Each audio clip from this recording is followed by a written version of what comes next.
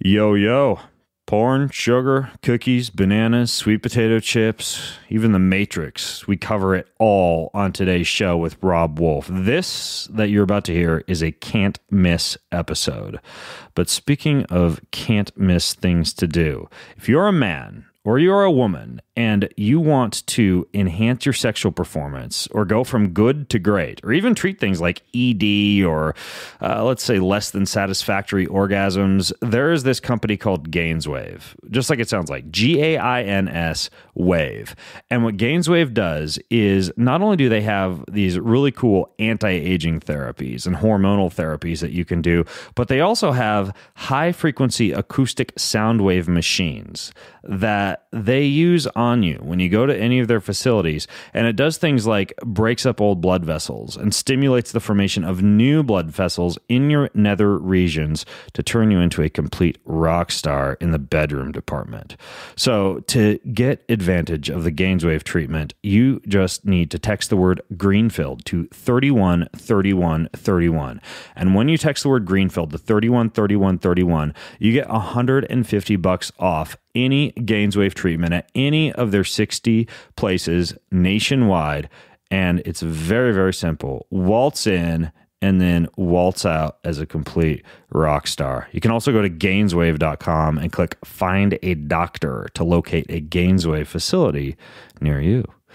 This podcast is also brought to you by some very, very, very delicious chocolate protein. So I've talked before about this company's green powder. It's called Organifi, but they also make a protein that is designed with hemp, quinoa, and pea. Really unique blend, but when you put all those three together, you get a complete spectrum of amino acids. Then they take it one step further. They add medium chain triglycerides. They add unique digestion soothing digestive enzymes, monk fruit, coconut, and it tastes amazing. Tastes like a Wendy's Frosty. So you can get a big discount on this stuff when you go to bengreenfieldfitness.com/Organifi. That's bengreenfieldfitness/Organifi and use discount code BEN to get 20% off of their green juice or their delicious chocolate or their delicious vanilla protein. And now on to today's show with Robert. I call him Robert. Robb Wolf. In this episode of the Ben Greenfield Fitness Show, A1C is calculated off of an assumption that our red blood cells live about a maximum of 90 days. And so they will accumulate a certain amount of advanced glycation end products, which is usually reflective of an average blood glucose level. There's a thought that something happens with these modern processed foods, whether it's like a glycemic insult, whether it is a rewiring of the kind of hedonic centers and a downregulation of maybe dopamine production. Like I don't know how much we really understand on that, but something changes. He's an expert in human performance and nutrition.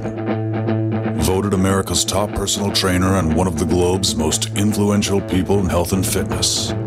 His show provides you with everything you need to optimize physical and mental performance. He is Ben Greenfield. Power, speed, mobility, balance. Whatever it is for you, that's the natural movement. Get out there. When you look at all the studies done, studies that have shown the greatest efficacy. All the information you need in one place, right here, right now, on the Ben Greenfield Fitness Podcast.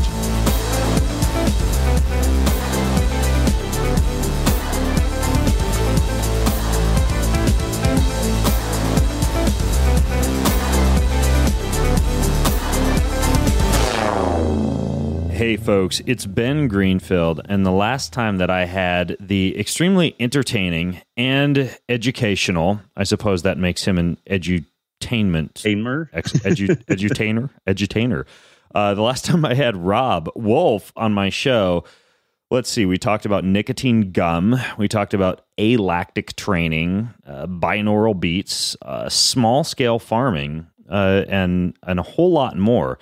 And I'll put a link to that episode in the show notes for this episode, which you can access over at bengreenfieldfitness.com/wired. That's bengreenfieldfitness.com/wired. Why wired? Because Robb just wrote a new book called Wired to Eat.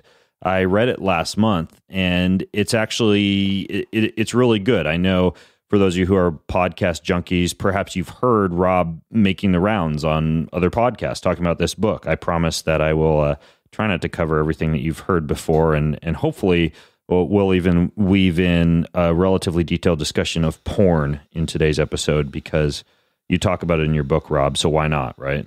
And, it seems like that's just the way things are going. So, yes. Yeah, exactly. And as Robb and I were discussing before we even got on the show just now, if you guys hear like the sound of what sounds like an air compression machine in the background, it's because I figured out how to wear my fancy Space AG compression boots while I'm podcasting to keep myself from dropping dead of a blood clot, I suppose, or what's it called, Robb, when you're on the airplane and you get... the DVTs, deep vein thrombosis. Yeah, deep vein thrombosis is something you won't hear me experience during this podcast episode. If all else goes to complete, I at least am not going to have a DVT. So there you have it. Fantastic. I'm excited for this. Yeah, exactly. And for those of you not familiar with Robb, I'll certainly put his extensive bio in the show notes, again, over at bengreenfieldfitness.com/wired. But he's a former research biochemist, which means he actually knows the science. He didn't just read about it on a blog post. He is a best-selling author. He wrote the book, The Paleo Solution. He's a speaker. He and I run into each other quite a bit at all these fancy health and fitness and nutrition conferences around the globe. And also, Robb, you're getting into to hunting now as well. We've had that discussion a couple of times the past few times we've met up. Yeah, I hunted a decent amount as a kid and really got pretty geeked out on kind of traditional archery, and definitely love it. Like it's kind of that Zen flow state, similar to spearfishing or jujitsu for me. Like there's just not a lot of things. I'm not much of a yoga seated meditation type of guy, but getting out and doing some plinking around, like trying to get some rabbits and stuff like that around my house is a ton of fun. Yeah. Are you shooting traditional bow when you're going after a rabbit? Recurve, yeah, because that's more of a challenge. It is, but it's interesting. If you have something that potentially is a moving target or it pops up and runs, some people do a good job with the, like the compound bow setup and stuff like that. But there's a lot of folks that do remarkably well with this instinctive shooting. And we do a fair amount of practice where like we'll take kind of Frisbee type things and throw them up. And I use a special type of arrow called a flu, which has some really large fletching on it, kind of slows it down. Right. And so you're able to get some pretty good eye-hand coordination. And it's interesting. Like it is a very perishable skill. Like you do need to practice it, but if you kind of relax into it and let that instinct take over, you can get a remarkable degree of proficiency with it. So it's a ton of fun. Oh yeah, when I was a kid, that's what I used to shoot. Growing up in the hills around Lewiston, Idaho, was just like a little recurve that my parents bought me, and I'd go after little squirrels and rabbits and stuff like that. But I've since moved on to the Ferrari of bows, the compound bow.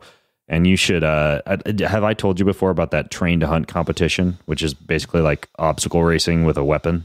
Yes, and it sounds amazing. Yeah, they have a recurve division in that. So interesting to transfer your jiu-jitsu and your powerlifting skills and merge those with your archery skills and your extreme knowledge of fitness hacking, you could probably do pretty well.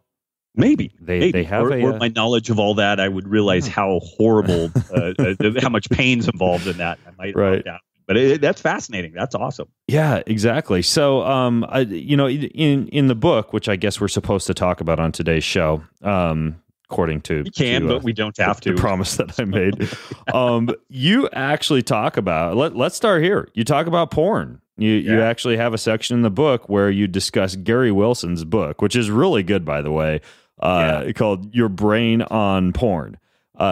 So tell me why you decided to talk about Gary's book as a part of a book about eating. Not that porn and eating don't go hand in hand, but I suppose we could make some dirty hand washing, nacho cheese on your fingers jokes here, but.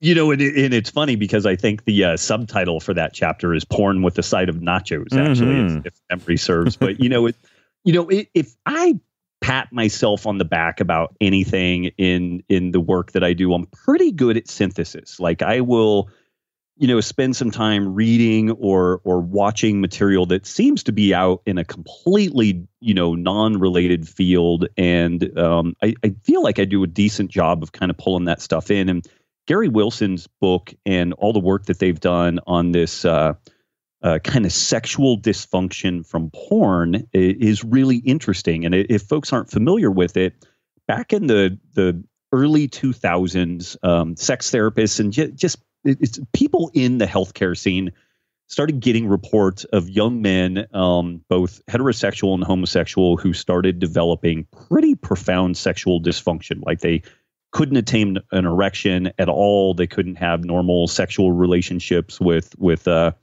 living human beings. And this got progressively worse as the internet bandwidth got faster and faster. And what guys figured out how to do, they would get kind of one flavor of porn open in a tab, and then they would get another flavor and another flavor and another flavor, and they would just kind of bounce through these things. And what appears to be happening is they get exposed to something that we would call a supernormal stimuli, a stimulus that it just goes above and beyond anything that our genetics are really reasonably wired up to have, unless I guess you're like a rock star or like a the head of some obscure religious cult or something. Or maybe some ancestral king laid out on a couch with women feeding you grapes. Exactly. Yeah. Yeah. And what appears to happen is the brain, the hedonic centers of the brain get so jacked up, like literally just driven over the top with stimulation, that then you need another dose that's even greater than that. And at some point, there's nothing left on the internet that is weird enough that won't get you thrown in jail, that is able to get you what you're looking for. And then the flip side of that is, out in the real world, nothing really is interesting or capable of kind of getting your rocks off. And the younger individuals are that go down this path, the more severe the dysfunction is. Like it literally appears to be kind of a form of brain damage. Pretty hard to recover. It looks very similar to kind of the extinction methodology that's used in drug addiction and stuff like that. But the interesting parallel for me is looking at our modern hyperpalatable food environment, where we have substances like, sea salt and vinegar potato chips that are effectively supernormal stimulus. They are so above and beyond what you would be able to find in any reasonable approximation of not even just like an ancestral diet, but like 1950s America. Like, there's stuff that's been engineered in the last, 10 years that has just been unheard of. And it when people get habituated to these types of foods, anything that is less refined than that literally takes on the appeal of like cardboard. And people kind of paint themselves into a corner with this, and they find it pretty difficult to make diet changes in particular, because just nothing really is appealing other than like a hot fudge sundae draped over, sea salt and vinegar potato chips with an almond roca chaser, something like that. Like that kind of becomes the norm. And so suggesting that they eat like, some pork spare ribs, cooked in olive oil with ginger and some broccoli and maybe a sweet potato, they're just like, are you mad? So this is the parallel that I draw with this kind of porn dysfunction and, the neuroregulation of sexuality being somewhat analogous to the neuroregulation of appetite, in that we're probably genetically wired for some kind of like exposure and frequency band to that exposure and whatnot. And if we're consistently using some sort of modern technology to jam our experience out into the stratosphere, that there may be some downsides to that. Interesting. So you're basically equating like chili cheese nachos to some fringe Asian horse wearing high heels draped over rose petals in a giant king-size bed next to a heart-shaped hot tub type of scenario. At a minimum, yes. Got it. Okay, cool. So essentially, from like a neurotransmitter standpoint, is there actually something going like from a chemical standpoint? Are our brains actually changing when we get exposed to these more hedonic foods? It appears so, yes. And this is one of the interesting things that where a ketogenic diet may shine in certain circumstances in general. And man, there's so much contention around this, and you deal with it every day, as do I. But there's a general trend towards the more fat in the diet, the greater tendency to overeat and some stuff like that. And like there's caveats to that. But I mean, Dan Party, who's really brilliant with this stuff, like he can speak on this at a very high level. But interestingly, there is a point where when we kick over into this ketogenic process, that we actually get a really profound appetite suppression kind of activity. And it appears, the ketogenic diet has been studied for a long time for different neurological conditions like epilepsy. More recently, people have been looking at it for traumatic brain injury, Parkinson's, Alzheimer's. So a quite an interesting variety of, kind of neurodegenerative states. And there's a thought that something happens with these modern processed foods, whether it's like a glycemic insult, whether it is a rewiring of the kind of hedonic centers and a downregulation of maybe dopamine production. Like I don't know how much we really understand on that, but something changes. But it appears that a ketogenic diet might be pretty helpful in restoring that situation for certain people. So yeah, I mean, there definitely seems to be something going on there, and it may be at the level of actually a change in neural architecture. There's certainly something happening at the neurotransmitter level, and then, there's kind of knock-on effects from there. Interesting. I hadn't thought about a ketogenic diet before as being something that would stabilize neurotransmitters or reset something like the hedonic centers in the brain. I would imagine that the type of ketogenic diet would matter, right? Like a plant-rich diet chock full of coconut oil and olive oil might be far different than, say, like chicken wings and coconut manna and grass-fed butter, I don't know, drenched over some other type of high-fat substance like, say, bacon. Right. I honestly, I would assume that the food quality piece, like always, is a really important issue here. If we're nutrient deficient, micronutrient deficient, we're not really set up for remodeling anything, whether it's a broken bone, a pulled muscle, or trying to redo some element of the brain. One interesting feature, and again, there's no randomized control trial on any of this. It's all review papers, speculation, proposed mechanisms. So definitely take it with a grain of salt, but maybe give it. Also, don't just folks jettison it out of hand. But there is some great research that suggests that the neurological benefits of exercise appear to be derived from the release of brain-derived neurotrophic factor, BDNF. Right. And interestingly, the main signaling mechanism in BDNF release is dependent on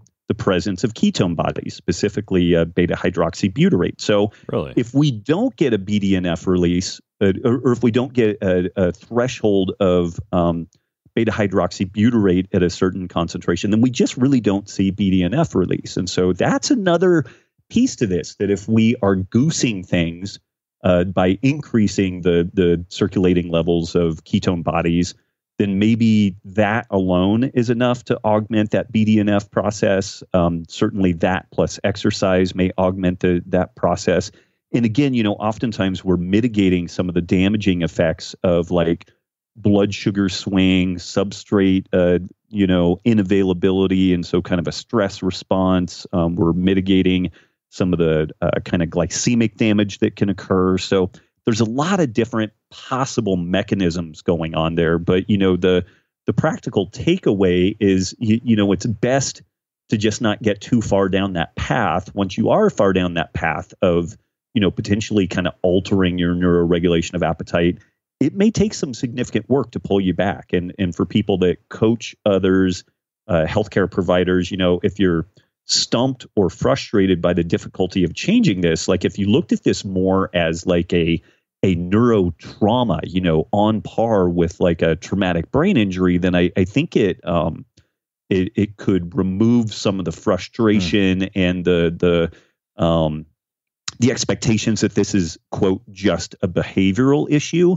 At the end of the day, all behavior derives out of the brain and the neuroarchitecture and, the neurotransmitters and whatnot. So, I mean, at the end of the day, this stuff does ultimately have some sort of an organic or biological underpinning. But if you understand that there might literally be something on par with effectively brain damage or brain alterations, then we can be a little bit more understanding, forgiving, of both of ourselves and of the people that we're trying to caretake with this process, and kind of understand that it might be a lot to unpack. Yeah, from that neurotransmitter standpoint, I know that Stephen Guinea has a new book. I actually have him slated to come on the show, I believe, in a month or so. It's outstanding. The Hungry Brain. Yes, the Hungry Brain. And he really delves into that hardcore, the neurotransmitter and hormonal response to some of these hedonistic foods. And so for those of you who want to take a deeper dive into that, definitely stay tuned, because I'll certainly be interviewing Stephen about that Hungry to Eat book soon. And I'll put a link to that in the show notes over at bengreenfieldfitness.com/wired if you want to check that out. That's interesting, though, Rob, what you say about ketosis and brain-derived neurotrophic factor, because one of my go-to strategies when I have a mentally intensive day, which might happen once every few weeks or so, I try not to think too much, and generally just better that way. Better that way. Try to have more beefcake days than mentally intensive days. But ultimately, on those days when I know I need to call upon more cognitive superpowers, I do try to do a fasted morning aerobic workout to jack up blood ketones. And based on newer research last month, it turns out that it appears that both intense interval training as well as weight training seem to allow for increased levels of BDNF just as well as aerobic exercise. I've just gotten into the habit of, based on the research leading up to that point, of relying upon aerobic exercise as my primary stimulant of BDNF. But yeah, like a fasted morning workout, especially like if I'm at a conference before I'm going to go on stage a couple hours later, something easy, 20, 30 minutes, but definitely in that ketotic state, it seems to really trigger quite a bit of I guess, mental superpowers. I suppose I could just probably pop some modafinil, but the fasted morning workouts really do seem to give you an edge from a cognitive standpoint. So that makes sense what you say about ketosis and BDNF. I just didn't know that the two were correlated. Yeah, and I have to give all credit to my understanding of that to Ken Ford, who runs the Institute for Human and Machine Cognition. That guy does that guy run the podcast? STEM Talk. I've come across it a few times. The STEM Talk podcast. Yeah, that's actually a really good podcast.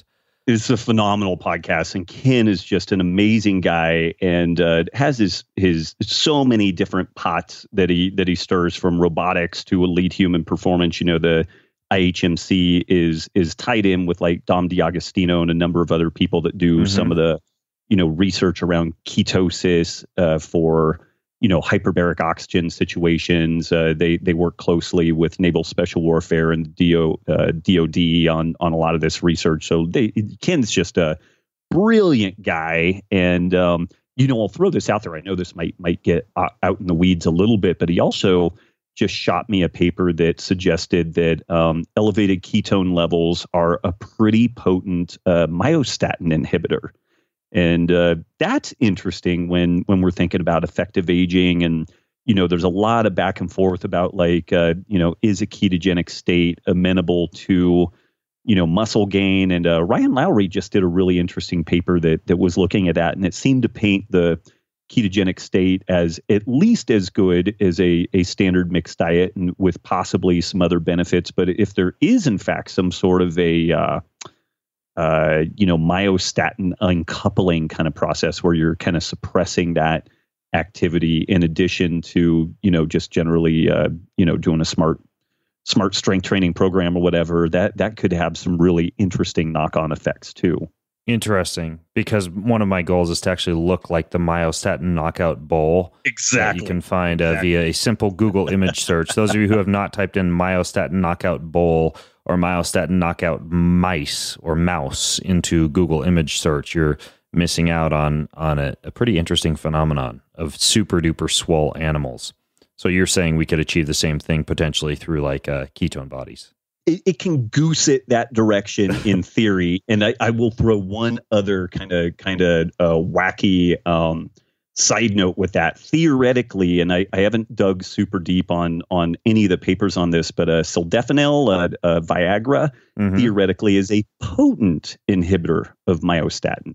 Really? So put that one in your pipe and smoke it. Yeah. Interesting. You know, I've actually I've taken Viagra. And also Carmagra, the Asian generic version, or that might be the Indian generic version. I don't know. Whatever they gave me in Thailand before some bicycling workouts before, just to see what would happen. And it actually does have a pretty significant performance enhancing effect. Banned by WADA, by the way, for those of you athletes listening in. You can't actually do this as a daily habit if you're racing in a sanctioned sport. But it does seem to have a pretty interesting performance-enhancing effect in places other than the bedroom. I wasn't aware of the myostatin inhibiting effect of it, though.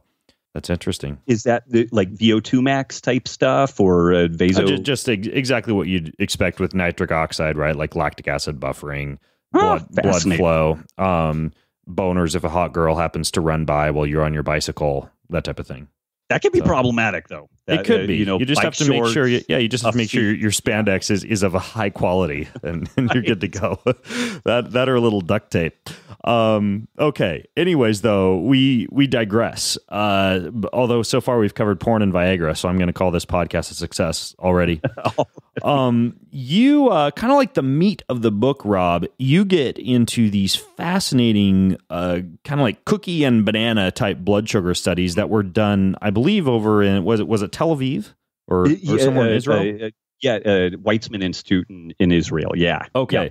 So go into what they looked at in that study, because it really, I think, kind of lays down the foundation for people understanding some of the recommendations that you give in the book. Yeah. You know, I mean, it was really fascinating study. I think it's been published maybe 2.5 years now, and it's looking at personalized nutrition and the glycemic response around that. And the study design started off a group of 800 people. They fitted these folks with a CGM, a continuous glucose monitor, check their blood glucose once a minute for the whole duration of the study. They did a full gut microbiome analysis and a genetic analysis on these folks, as well as like your standard kind of lipidology panel, fasted glucose, total cholesterol, triglycerides, et cetera. And then they started feeding folks different meals. And what was really fascinating about that is the blood glucose response to these meals were all over the map. Like they're just at the surface level didn't appear to be a ton of rhyme or reason to what was going on. And they had some really interesting, occurrences, like the cookie and the banana example that you mentioned. Like one person would eat a banana and they would have a beautiful blood glucose response. I mean, it looked like they drank water. It barely went up. There wasn't, much of a crash at all because there really wasn't much delta in that number. And then they would eat a cookie, and these things were matched. They did a really good job. These meals were matched for carbohydrate content. They had accounted for the fiber and everything. So it was the only difference was really the type of food or the glycemic index of that food. Right. Okay. Right. Yeah. And so one person would have a great blood glucose response to a banana, a terrible blood glucose response to a cookie, which some people would be like, okay, that's not surprising, processed food versus non-processed food. Well, another person would have a horrible blood glucose response to a banana. At that 2-hour mark, they are at peri-diabetic levels of blood sugar. And a cookie, again, it was like, did they eat a cookie or did they have a glass of water? Like this thing barely went up. And when I was putting together the book proposal, I mentioned this stuff. And so the publishers jumped on it. They're like, oh, there's cookie and banana profiles. And it's like, no. It's not that simple. Like, there's not 6 buckets of people out there that, Some of them are great with cookies. Some of them are good with bananas. This stuff is incredibly random, from one person to the next. One of the consistencies, and I know one of the questions you have later is, what are some universally good and some universally bad foods? One of them that was really interesting was hummus, which, even though I'm like the paleo guy, like hummus. Hold on, Rob, back up. It's hummus. Hummus. Okay. Hummus. And by the way, tahini is actually trina. You know how I know this, Rob, is because for a very long time the Israeli Chamber of Commerce was under the impression that I was a Jew. Oh, really? Well, with the name Benjamin Greenfield, how can you go wrong? Right. And so I would get these emails, and they would fly me over to Israel to do food tours, to do blogging food tours. So I've been all over Israel and Galilee and Tel Aviv and Jerusalem eating hummus and trina. And so I'm an expert in not only how to pronounce these, but exactly how much you can eat before your entire ass explodes. So anyways, I have experience, and I can tell you right now, you need to begin to pronounce it hummus. I'm going to do some cultural appropriation and still make it sound like it's just rotting leaves. That's right, the forest. hummus. So, yeah. Anyways, back to universally appropriate foods. Yeah. So the tahini and garbanzo bean mix, formerly known as hummus, nice. About 50% of the folks that had it had a great blood glucose response, which you really wouldn't be surprised by that because it's protein and fat and fiber. I mean, there's really not many carbohydrates to speak of there. But then about 50% of the people that they studied in this process had a really remarkably high blood glucose response. So it was kind of like a coin toss. It was about a 50-50 proposition. And the researchers are really wonderful people. They were very forthright with information and kind with their time. I got to interview about 6 of them for some, kind of backstory on all this stuff. And I asked them, do you think this elevated blood glucose response, I mean, it's greater than really what the carbohydrate content of the food could account for. It's almost like we created matter or something. And I said, do you think that this could be an immunogenic response? Could this be kind of a stress response? And they said, we didn't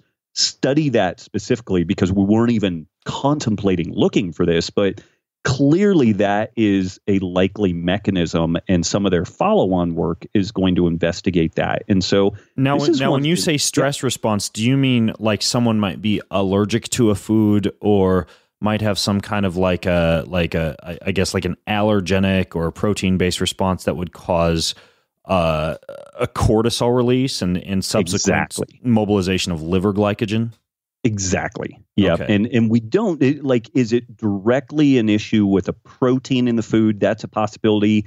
Is it an issue with this food encouraging some growth of specific types of bacteria and then maybe some endotoxemia? Like there's a couple of, it's funny, it's kind of, you could say, yes, it's an immunogenic response, but then we still don't know exactly what that mechanism is. But, the black box model is food causes some sort of an immunogenic response that causes likely a release of cortisol and adrenaline, noradrenaline that pings the liver. The liver releases glucose to elevate blood sugar levels, which is, a normal part of that fight or flight response. But this does appear to happen in some people. It doesn't happen always, but it's likely a mechanistic description of what's going on when you have a food that you see a blood glucose response that is really kind of off the Richter relative to what the carbohydrate content is. Right, something you wouldn't expect. Like you have a salad and perhaps you I don't know,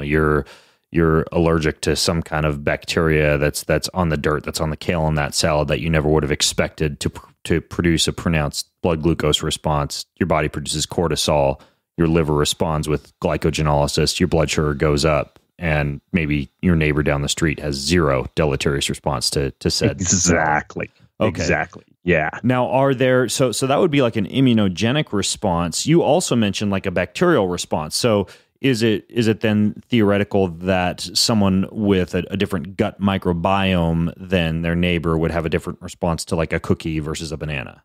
Yes, and that's really the crux of this thing is when so initially it just looked like random noise, like they couldn't get their hands around any of this stuff.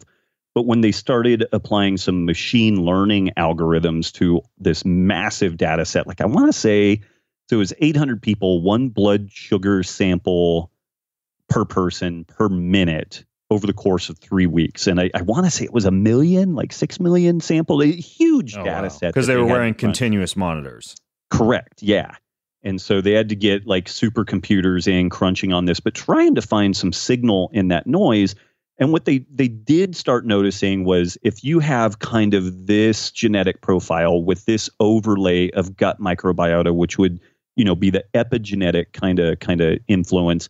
If you ate foods ABC, you would have blood glucose response XYZ. And this is actually part of what they did for the validation of this whole process, is that they then took another group of 100 people, outfitted them with CGMs, did the gut microbiome and the genetic sequencing, and then based off that ran the machine learning algorithm over their data and then said, okay, what foods will they likely do well with? And the correlation number, like a perfect match would have been like a 0.7, and they were getting like a 0.68, 0.63, like really, really significant in that regard. So they did perform a validation kind of process on the back end of that.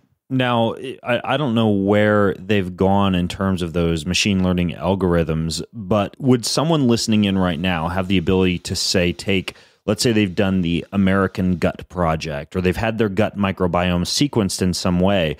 Would they at this point in the research or in terms of what's available online be able to take that data and feed it into some of the research that they've done over in Israel and actually see the type of foods that they might have a deleterious blood sugar response to based on their particular microbiome? Yeah, my understanding is currently that stuff's all kind of locked down and proprietary, but there is a company called Day 2, which is kind of ramping up in its offerings of being able to get the microbiome and genetic testing. And I actually went through this, and they're really, really cool people. But I have some. It's called Day 2. Day 2, yeah. Sounds like a zombie movie. It's a horrible company name. Yeah, like, I'll hunt it down and link to it in the show notes. For people listening. Again, really nice people, really interesting process. But there's some stuff that I'm still not clear with. So like I'm super reactive to gluten. I have celiac. I think I also have like gluten reactivity and stuff like that. And this would not have been picked up on this. And interestingly, I don't think that I necessarily have that immunogenic response that leads to elevated blood glucose with gluten. I've been unwilling to test that directly, but just kind of observationally, when I get a cross-contamination from gluten, I don't get like a blood sugar peak and crash. I feel like dog shit, but my problems are different. And so I do still have some reservations in unreservedly recommending this methodology because I think we will be at a spot at some point where we're able to look at genetics, look at epigenetics, specifically the gut microbiome and maybe a few other features, and have a pretty good bet that like you have problems with eggs or you have problems with soy, or you likely have intestinal permeability right now. And so you're reactive to a million different things. But if we fix the intestinal permeability, you're going to be reactive to nothing. And I think that we will get there eventually, but I don't think we're quite there yet. And so this Day 2 company will run your genetic analysis, will do the gut microbiome sequencing. And then based off that, they do generate some recommended, meal plans, but there's some gaps in it currently. Like I'm looking at it right now, though. It's kind of exactly what I asked you. You provide a stool sample, they sequence your microbiome, they predict which foods could be good for you or which foods would or would not increase your blood sugar levels, and then it looks like you get like a personalized nutrition app. So interesting. I might have to. I know you said it. There's still some foggy correlations there, but maybe I'll try this out and report to folks what I find out about my own poop and sugar. I can definitely intro you to the CEO. Leahy Siegel is the CEO, and really, again, great people. I think that they're onto something really interesting. But the reservation that I have is, to the degree that I've had a decent amount of success in this space, I usually lead with this kind of elimination diet, and that just, man, it fixes so much stuff. And, right, and that would be similar to what you talk about in the book, right? It is. And, Okay. what I ended up recommending in the book is a 30-day reset built around largely a paleo type of template. And then I recommend testing via reintroduction of a variety of foods and using a 7-day carb test where we check the blood glucose response. And what I'm encouraging people to do in that scenario is to objective elements like, what's your cognitive function? How long can you go between meals? What's your digestion like? And we also then so those are the kind of soft science stuff, but important subjective elements coupled to the really objective, hard, factual, observations that we get from blood glucose testing. And that was kind of the way that I navigated this process. I could be wrong. I may be, fooling myself, but I still think there's something really powerful and important for a lot of folks to kind of give some thought towards this ancestral template, and maybe calling into question some grains, some legumes, some dairy, at least in the beginning, and reestablishing normal gut microbiota or kind of shifting it in a favorable way, rewiring the neuroregulation of appetite, and then circling back around and really kicking that thing and pressure testing it by the reintroduction of these foods, seeing what the subjective elements are, and also, looking at the blood glucose response. Okay, so what you're saying is the first thing that you're recommending based off of the results of this study that was done in Israel is, before you even begin to test your blood sugar response to a meal to identify which foods would or would not be appropriate for you and your individualized blood sugar responses, is you like people to do like almost like a cleanup diet even before they start doing that? Okay, yes. So that's 30 days. That's in your book. What's that called? Phase 1? It's the 30-day reset. Yeah, okay. It's part of phase 1. Okay, the 30-day reset, TM. Right. Yeah, exactly. Yeah. If I had some wherewithal with that, I should have probably done that. But I think that ship has sailed now. Yeah. Yeah.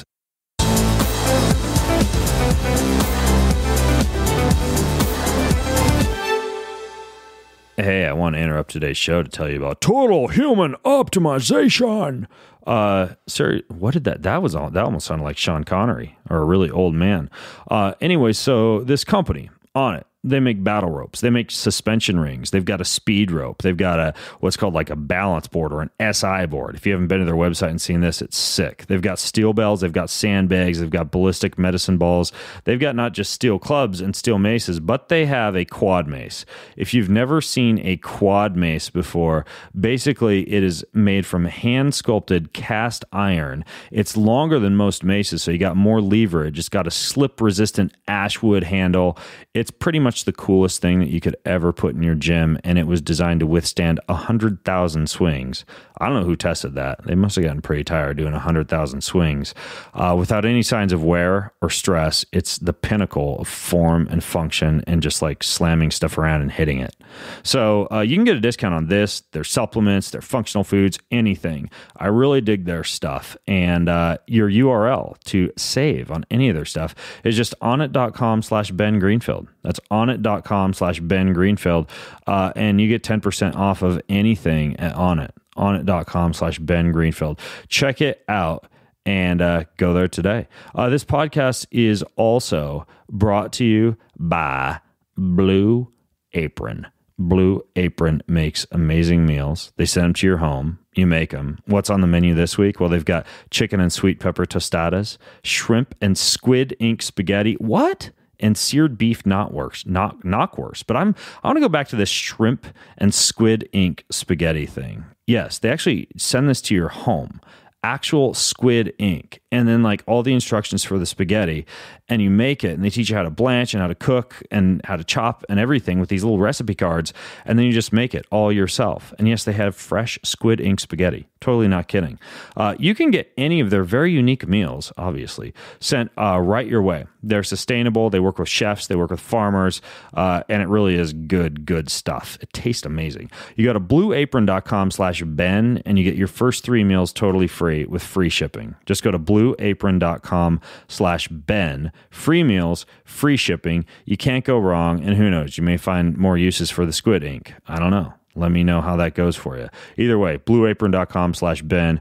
Check it out. And now back to today's show.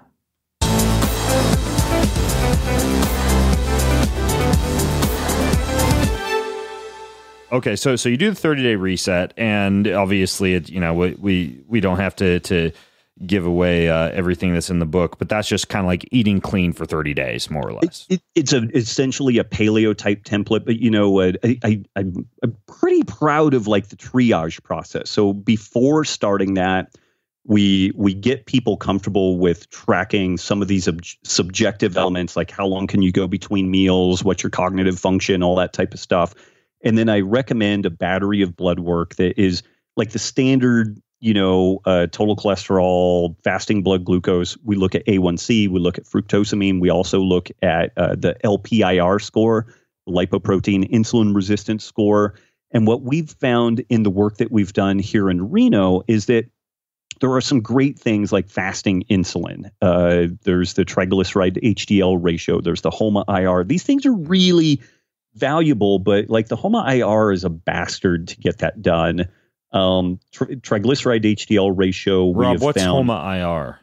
Oh man, I forget the breakdown on it, but it's basically a testing protocol where you are actually doing blood samples over the course of time, getting an area under the curve for total amount of insulin in response to like an oral glucose tolerance challenge. Okay. So we're doing a direct measurement of insulin, which is tougher to quantify.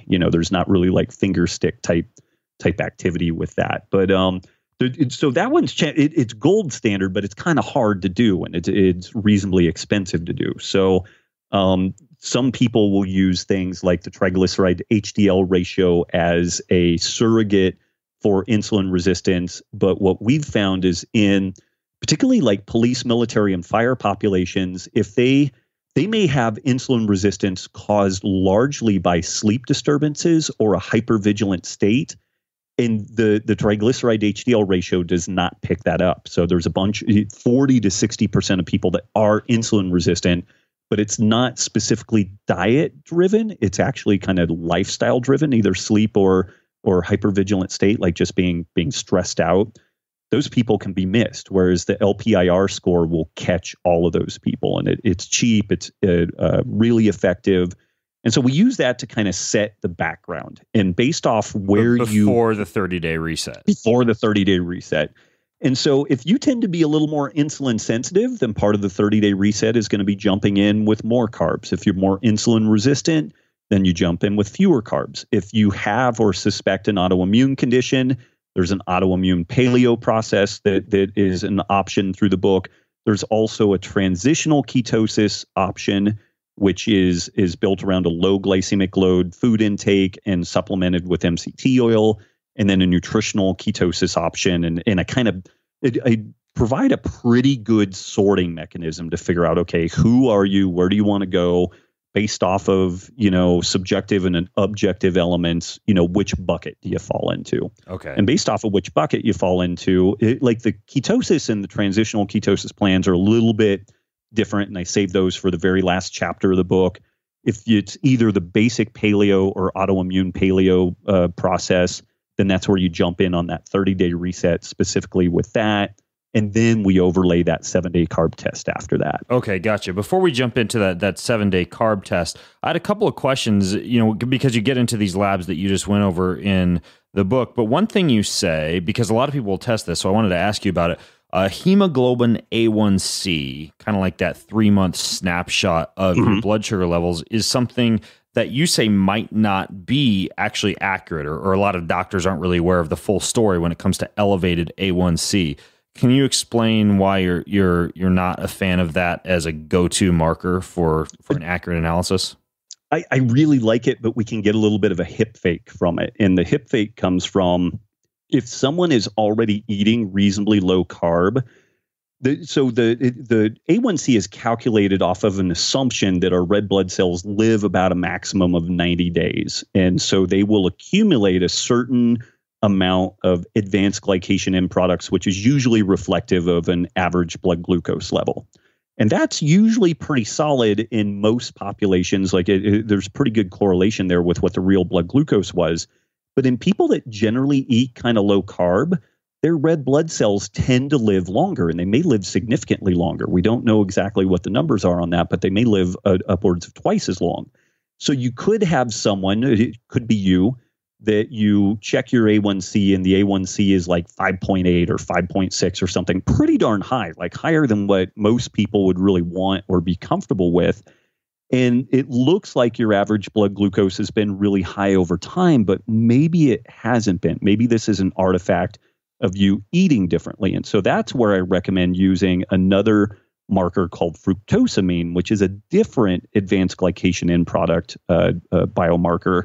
And if both fructosamine and A1C are elevated, then it's like, okay, we almost certainly have, an average elevated blood glucose that's probably reflective for what's being reported here. If we have a high A1C but a low or normal fructosamine, then we probably have a situation where the person is just kind of artificially seeing elevated numbers on that A1C because the red blood cells are just living longer. Okay, gotcha. So in people who have red blood cells that live longer, which would be people on like a low carbohydrate diet, they would actually display elevated A1C values that should not necessarily be interpreted as high glucose unless that's accompanied by high fructosamine and high fasted glucose levels. Correct. And it doesn't always happen, but it can. Kurt Harris, who used to be pretty active in the kind of paleo low carb scene, but he pulled like a Dr. Manhattan and obtained omnipotence and basically disappeared. But he was very, very knowledgeable on this stuff. And I got to pick his brain a fair amount about it before he kind of disappeared. And it's kind of the opposite thing with athletes, isn't it? Like endurance athletes who have, I believe, higher red blood cell turnover can sometimes display, I think it would be low hemoglobin A1C. Correct. Even if they're eating like crappy high sugar diets, and they may actually have really high blood glucose and low hemoglobin A1C. Correct. And that's why, there's a million different things that you could test. And there's always like, this trade-off of what's enough to be able to paint the picture you want. And it's not like onerously expensive. And, so there's back and forth on that. But that's why I kind of settled on fasting glucose, A1C, fructosamine, plus that LPIR score. And so we're able to get a pretty good sense of insulin sensitivity, insulin resistance for the individual. And then when we start actually real world testing foods, then we get a legit picture out of that. Got it. And then, by the way, we mentioned fructosamine a couple of times in the past few minutes. For people who aren't familiar with a fructosamine measurement, which isn't that common on a diabetes evaluation, what is the fructosamine test? It's just another biomarker that's looking at a different type of advanced glycation end product. Okay. Got it. Yeah. Definitely related to glucose, but it's happening instead of at the proteins on the red blood cell. It's I believe a plasma protein. Okay, cool. So you do these tests, and then you jump into, based on the results of your test, the appropriate 30-day kind of reset diet, and then after that, that's when you do what you call the 7-day test. The 7-day carb test. Okay, yeah. The 7-day carb test. And how does that work? We pick a battery of foods that we want to kick the tires on. And ideally, we try to do this as scientifically and consistently as possible. So what I recommend is you do this for your breakfast meal or first thing in the morning. And we try to do it as consistently as possible. If you exercise in the morning, it gets a little dodgy because I would want you to do the exact same exercise, the exact same intensity. So I tend to recommend not to exercise, at least initially. I know you have a question on mitigative strategies, and so we could, maybe throw that in after this. But we're trying to make it like a scientific study. So if you drink coffee, drink the same amount, have it at the same time, and I recommend the breakfast or the morning process because that tends to be the most consistency that we see throughout our day. Whereas one day you might have a meeting, another day you might be exercising all day, and so when it gets later and later in the day, we have more and more variables that could really move that blood sugar response around. So we try to get as consistent as we can. We, in the book, and also on the website, there's a link to the website to an expanded list, but we have a list of foods where we are recommending a 50-gram aliquot of effective carbohydrates. So we subtract out the fiber, we get 50 grams of effective carbs. You eat that, and then once you finish the meal, then we test that at a 2-hour mark.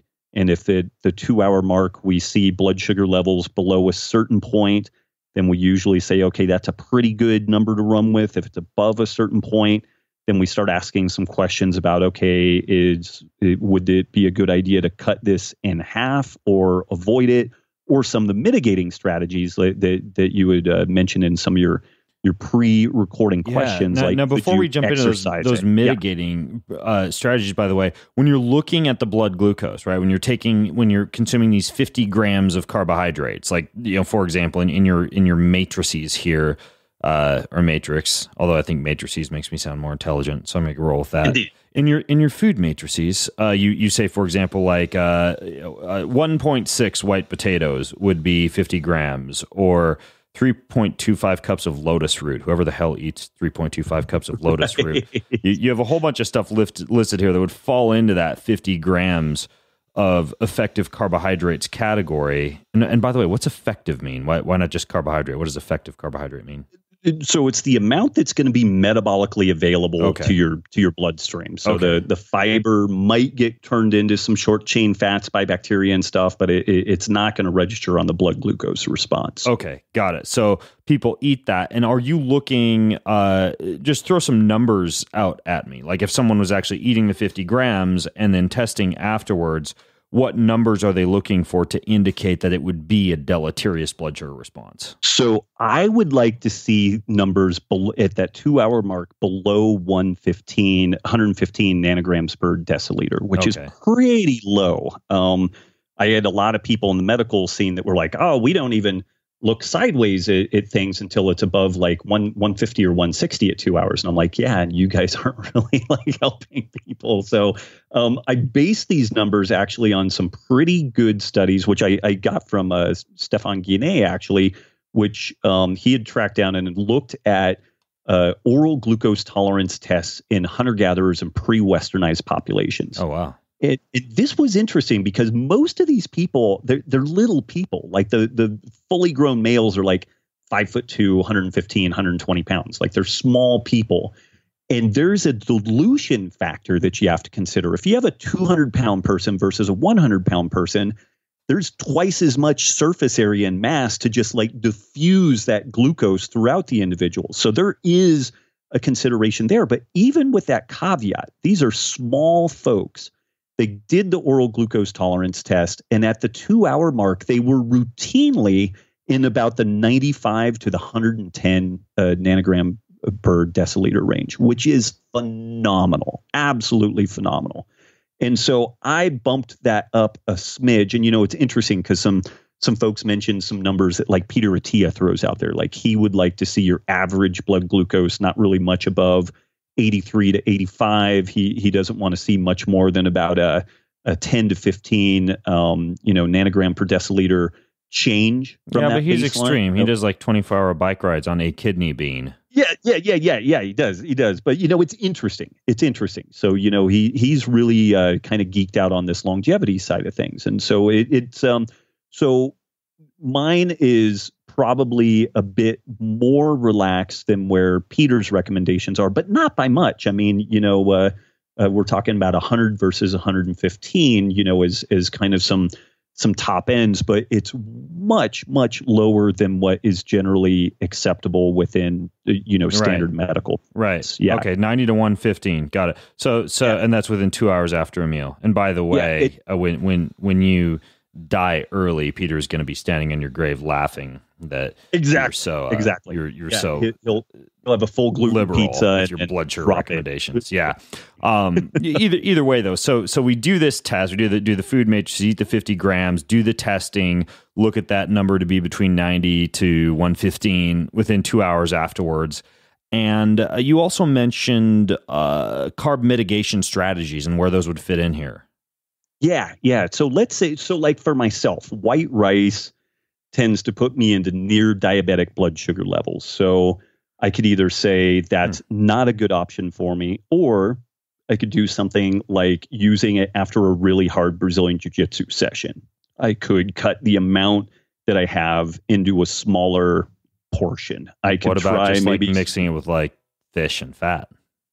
Now, those things, it's really interesting. So when we mix, I don't know. Here's the slippery thing. Like, I don't fully know on that. So if we mix protein into this story, we get an aggregate larger insulin response, which that might be good or it might be bad. So if we see people, this is where the subjective elements are really important.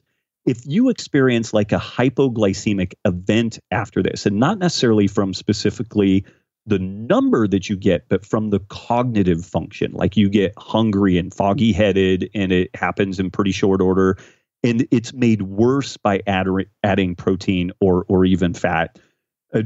In some people, adding fat to a meal blunts both the glycemic response, like the rate and the total magnitude of glucose entering the bloodstream, and also reduces the insulin load.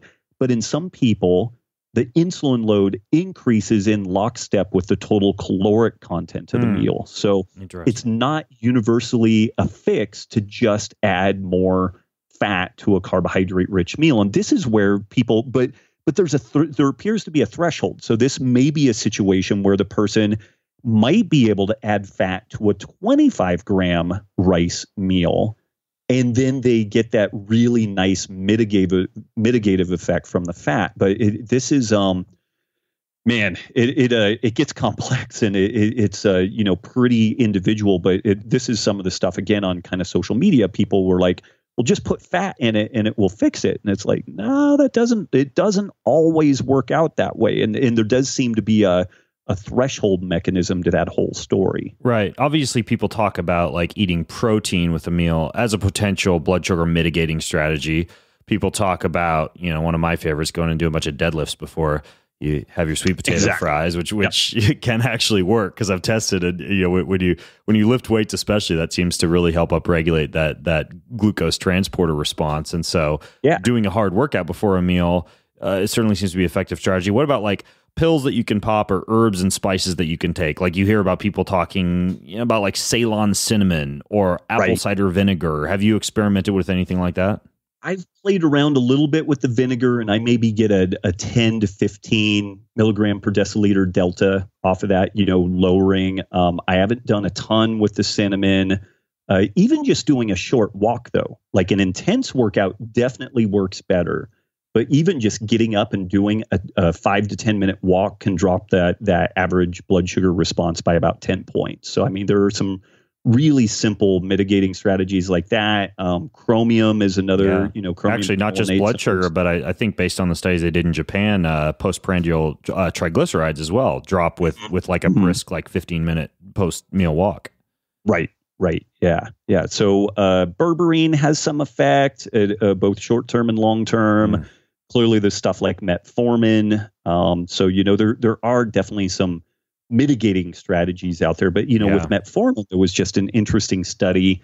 And I had suspected this for a long time, but they found that metformin really wasn't improving lifetimes in diabetic users. And what metformin appears to allow these people to do is avoid some of the direct glycemic insult of constantly elevated blood glucose levels, but it still basically encouraging or allowing one to overconsume calories, force excess energy through mitochondrial complexes and whatnot, and we still get a lot of problems. So some of these mitigating strategies need to be considered in context. If we're just facilitating the overconsumption of food, then that's really not going to move us in a favorable direction. Right. My own personal sweet potato fry trick is bitter melon extract. I don't know if you've tried that before, but it has I believe it has the insulin-like compound polypeptide P in it, and then it has there's some interesting studies on it. If you look up, just go to PubMed or Google, I suppose, and look up bitter melon extract hypoglycemic response or blood sugar response. Like I know they did a study in the Journal of Ethnopharmacology where they showed a really significantly reduced blood glucose response, and I think there was another study where they found it pretty similar to that diabetic drug metformin in terms of lowering blood glucose response. That's one that you can obviously just like buy bitter melon rinds or bitter melon capsules or whatever, but that's one that I keep around because I tend to have more carbohydrates for dinner, and sometimes if I haven't worked out beforehand, that's something I'll throw in there. But it seems to work pretty well. And then there are those other things, that you mentioned, like metformin or, the apple cider vinegar trick. Ceylon cinnamon seems to have some decent research behind it as well. But yeah, I mean, as you've alluded to, there's also the individualized testing response based on your microbiome and your cortisol response and all those other variables that you discuss in the book. Now, what about, after you've kind of tested, you've done your 30-day reset, you've tested, you find out which carbohydrates are appropriate for you and which ones aren't, then is it simply a matter where for the rest of your life you avoid those foods that cause that pronounced blood sugar response? That's a great question. So the final part of this, I think the chapter, it's a short chapter, but it's titled Writing into the Sunset. And that's where you just have to kind of play with this stuff. I mean, the goal with all of this is ultimately kind of rewiring the neuroregulation of appetite, which blood sugar control is just such a critical feature to this. But you're rewiring things in a way that you can spontaneously eat at a level that supports activity, supports good body composition, but you don't tend to do the full hookers and cocaine freak out and you start having weight and health problems. And so, the exactly how you navigate the rest of that it's a reasonably subjective kind of story. And, a lot of this is kind of focusing on trigger foods, to kind of circle things back around to us talking about hyperpalatable foods. You have to figure out a lot of mitigating strategies. Like, for me, I'm not that motivated by sweets, but, stuff like sea salt and vinegar potato chips. Like if there's an old woman between me and a bag of sea salt and vinegar potato chips, I'll push her down in the street, step on her spine and, grab the bag and eat it all. And so it's not that I never have those, but we just had an Easter gig a couple of weeks back, and we had a bunch of folks over that have kids around the same age as our kids. And I went and got some of like the Justin's or Jason's Honest sweet potato chips or whatever, and they're absolutely amazing. Got a couple of bags of them, and I knew it's like, okay, we have 15 people coming over.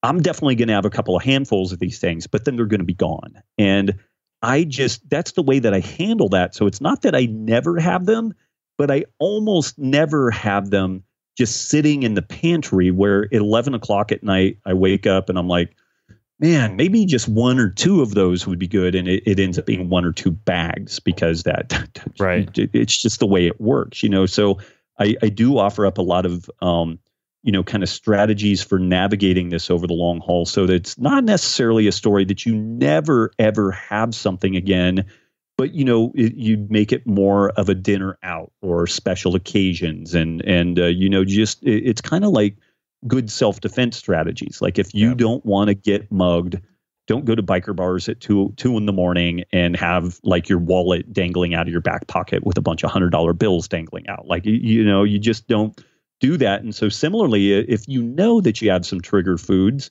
then you plan that, but or you let it pop up in a kind of organic way. But if you really make this whole thing, if the success is dependent on willpower, you're almost doomed from the beginning. Like you've got to have some foreplanning involved, or we're going to have serious problems. Yeah, I want to interrupt this show to tell you about today's sponsor, Jackson's Honest Sweet Potato Chips. Non-GMO sweet potatoes.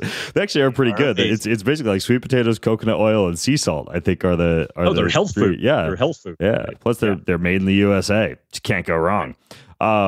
Anyways, though, Rob, the other thing that I wanted to ask you about was this, speaking of matrices or matrices, you actually have in the book kind of like this diagram where you say it's very simple. And I wanted to mention it because I love simplicity, versus like complex meal plans. You have, I think it was part of the, and now I'm literally just like holding your book trying to find the spot. But you have just like part 1, choose this, part 2, choose that, part 3, choose this to put together a meal. Do you know what I'm talking about? Okay, here we go. Yeah, page 169, the food matrix. Yeah, I was right. It is a matrix. The food matrix. Can you go into how that works? Because it looks like you say you can have 81,000 meal options from this short matrix. Just explain that one to me. It's obviously a very simple concept, but just delve into that real quick. Yeah. So, years ago, we had a client, a really funny gal, but she came in one day and she just looked like Eeyore. Like it looked like somebody had run over her dog and her best friend had died. And I'm like, what's wrong? What's going on? And she's like, I'm just bored. And I'm like, bored of what? She's like, bored of eating this stuff. I'm like, how are you bored? Like, boredom for me denotes that you're getting overexposure to something. And I was like, you're not bored. You're just a cookie addict, And so I went up on the board, and for some reason I was thinking about like this Chinese food menu kind of deal, one from column A and one from column B. And I have no idea why it popped up this way, but I made a list of proteins, and then I made a list of like carbs and vegetables, and then a list of fats and a list of spices. And just really quickly, I was like, okay, if we multiply this by this by this, we had like 4,000 or 5,000 different meal combinations. Because it's like if you have in the book, I think I've got like 25 protein options, 25 or 30 carb options, vegetable options, 5 or 6 oil options, and then like 20 or 30 spice options. And so if you go across the top of it, and it's like, okay, chicken breast plus broccoli plus coconut oil plus ginger, coconut, broccoli. My kids could freaking do it. Garlic. Yeah. Yeah. I mean, and you just go through it. And so this is where you just in the book alone, if you just look at that food matrix, there's 81,000 potential food options. And this is hilarious. Some of the Amazon reviews are absolutely amazing. So one guy gave me a 4-star review. He said the book deserves 5 stars, but USPS delivered the book late. And so I'm giving it 4 stars, which made me literally want to become a serial killer and start murdering people. And then the other one was the book claimed that there were 81,000 recipes in here, and there were nowhere near that many. And the person was completely banned. Oh my gosh. So the whole math part of the food matrix clearly. It is true, though. I mean, on the page after the matrix, you point out how the fact that you could pick like eggs and cantaloupe and rosemary and thyme and have a recipe. And it is kind of true. Like a lot of times we don't think about that. It's like, I think in Tim Ferriss's book, the 4-Hour Chef, right? He's got like a matrices for scrambled eggs, where you could literally like for the rest of your life just eat scrambled eggs with that matrix and have like thousands of different scrambled eggs options. But I think that if anything, if you're listening in, that single page is worth it just to grab a whole bunch of different cool food ideas if you're into simplicity. And there's obviously a ton more in this book. Robb walks you through a bunch of recipes. The last 30 pages or so of the book are just some pretty good recipes, from Asian short ribs to garlic cilantro shrimp to seafood chowder, all sorts of stuff in there. And then he has the 7-day test, and then the 30-day reset, and kind of all the details of the Israel study that we talked about, and a lot more. It's actually a really good book. So anyways, if you're listening in, go to bengreenfieldfitness.com/wired. That's where you can access the show notes, and I will link to everything from the previous episode where we talked about a day in the life of Robb to Stefan Guillenet's Hungry to Eat book, to that Day 2 website that Rob mentioned. Maybe we'll even throw a link to Jackson's Honest Sweet Potato Chips in there, Rob. Heck yeah. And perhaps our favorite porn websites, since that came up too. I'll just throw Pornhub in there. That's perfect. kind of a one-stop shop. So they say. Never been, but I've heard of it. And then, of course, even that book, Your Brain on Porn, which actually is a really good book for those of you who want a good argument about why porn sucks. Anyways, though, all that's going to be over at bengreenfieldfitness.com/wired. And Rob, thanks for coming on the show. Well, thanks for writing this book, and also thanks for coming on the show, man. Hey, man, huge honor. You do just amazing work, so it's a ton of fun always to get to spend a little time with you. Thank you. Word, man. And I look forward to us going out and maybe shooting a rabbit sometime or something and mixing it up with. I'm looking forward to it, and you will be at Paleo FX, right? You are getting in on that gig, and yeah, but I don't think we could shoot rabbits there. Probably not. But Chris Kresser did say that there's going to be a surf park that should be opening then. So maybe we can go check that out. What the hell that has to do with rabbits? But nothing. Sounds like sounds like fun. Absolutely. All right. Well, cool. We'll call it a wrap there, folks. Again, bengreenfieldfitness.com/wired, where you can grab this podcast, all the links to it, as well as the previous show with Rob. Rob, thanks for coming on the show, man. Thank you. We'll talk to you soon. All right, folks. This is Ben Greenfield and Robb Wolf signing out from bengreenfieldfitness.com. Have a healthy week. You've been listening to the Ben Greenfield Fitness Podcast. Go to bengreenfieldfitness.com for even more cutting-edge fitness and performance advice.